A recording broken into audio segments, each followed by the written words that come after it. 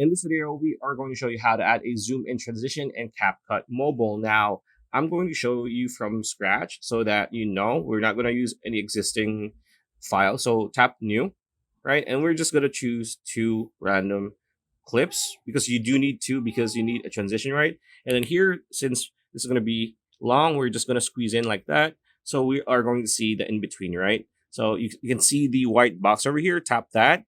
A slide up will appear. Now on the main menu up top, you want to scroll to the left until you see camera, right? So when you see camera, tap that.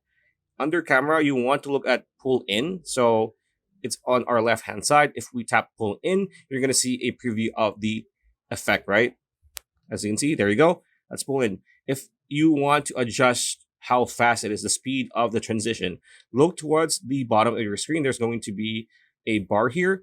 If you want it faster, move the cursor to the left. There you go. It's faster. If you want it to be a bit slower, move it to the right. There you go. And once you are satisfied, you just tap on the check or confirm icon on your right hand side like so. And if we move it, right, if we move our timeline here and we press play, there you go. That is how you do it. Pretty much it. That's the video. Hope you liked it. Like, comment, share, subscribe, ring that bell icon. We'll see you on the next video.